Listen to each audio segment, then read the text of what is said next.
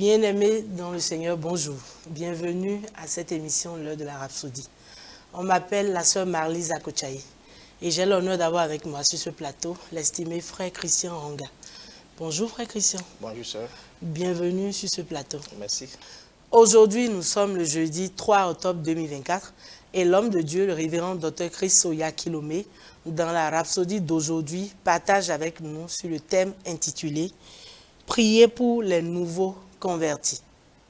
Et il a tiré le verset d'ouverture de 2 Thessaloniciens 1, versets 11 à 12, qui dit « C'est pourquoi aussi nous prions continuellement pour vous, afin que notre Dieu vous juge digne de la vocation et qu'il accomplisse par sa puissance tous les desseins bienveillants de sa bonté et l'œuvre de votre foi, pour que le nom du Seigneur Jésus soit glorifié en vous et que vous soyez glorifiés en lui, selon la grâce de notre Dieu et du Seigneur Jésus-Christ. » Dans le premier paragraphe, Pasteur Christ dit « Il est important pour nous de toujours intercéder pour ceux qui sont encore ignorants ou qui n'ont pas encore atteint la maturité dans les choses de l'esprit. » Cela rappelle les paroles de l'apôtre Paul dans Galates 4, verset 19. « Mes enfants, pour qui j'approuve de nouveau les douleurs de l'enfantement jusqu'à ce que Christ soit formé en vous. » Il a constamment prié pour qu'il soit enraciné et fondé en Christ. Telle est la volonté du Père. Dans le paragraphe suivant, l'homme de Dieu dit, dans sa lettre aux chrétiens de Colosse, il a fait une belle prière de l'Esprit en disant, c'est pour cela que nous aussi, depuis le jour où nous en avons été informés, nous ne cessons de prier Dieu pour vous et de demander que vous soyez remplis de la connaissance de sa volonté en toute sagesse et intelligence spirituelle. Colossiens 1, verset 9. Pasteur dit, lorsque vous intercédez ainsi pour d'autres chrétiens, vous priez en fait la volonté de Dieu. Cependant, il peut y avoir des choses dans la vie de ces personnes qui peuvent empêcher les actions de Dieu d'avoir lieu ou même sa volonté de se manifester.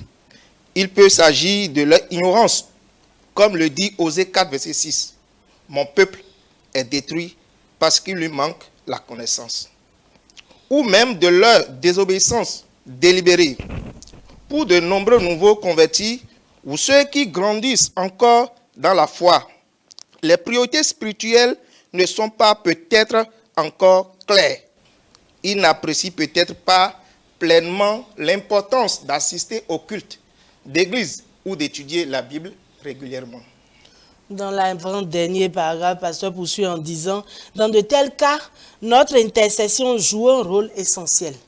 En priant pour eux, nous permettons à Dieu d'intervenir dans leur vie, d'ouvrir leur cœur et leur pensée à sa vérité et à sa sagesse. Lorsque vous priez de cette manière, Christ prend racine dans leur cœur et ils deviennent synchronisés avec la volonté parfaite de Dieu. En tant qu'intercesseur, vous êtes persévérant.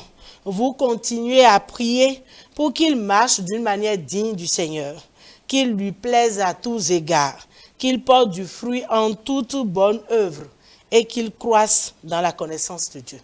Colossiens 1, verset 10. Et dans le dernier paragraphe, l'homme de Dieu dit, « Maintenant même, prenez le temps de prier pour les nouveaux convertis dans votre église locale et dans le monde entier, afin qu'ils soient établis dans la foi, qu'ils fassent la volonté du Père, qu'ils soient actifs dans l'œuvre du ministère et qu'ils apportent gloire à Dieu.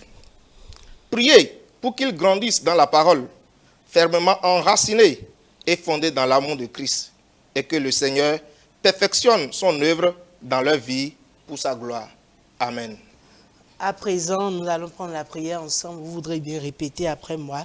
Cher Père, je prie pour ceux qui sont nouveaux. Je prie pour ceux qui sont nouveaux. Dans la foi. Dans la foi. Et qui luttent dans l'ignorance. Et qui luttent dans l'ignorance. Afin qu'ils soient remplis. Afin qu'ils soient remplis. De la connaissance de ta volonté. De la connaissance de ta volonté. En toute sagesse. En toute sagesse. Et intelligence spirituelle. Et intelligence spirituelle. Je prie pour que Christ. Je prie pour que Christ habite richement dans leur cœur habite richement dans le cœur par la foi par la foi et qu'ils marchent et qu'ils marchent d'une manière digne de toi, d'une manière digne de toi, portant du fruit portant du fruit en toute bonne œuvre en toute bonne œuvre et grandissant dans leur connaissance et grandissant dans leur connaissance de toi au jour le jour. de toi au jour le jour. Au nom de Jésus. Au nom de Jésus. Amen. Amen.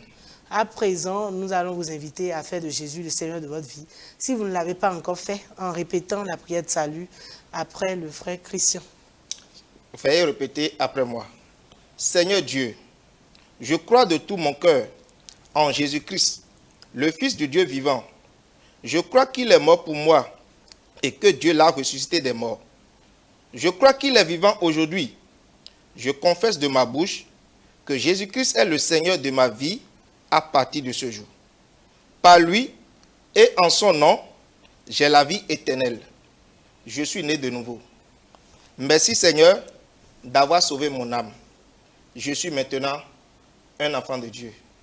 Alléluia. Félicitations à vous si vous avez fait cette prière. Vous êtes désormais un enfant de Dieu. Pour avoir plus d'informations sur comment grandir en tant que chrétien, nous vous prions de contacter le numéro qui s'affiche au bas de votre écran.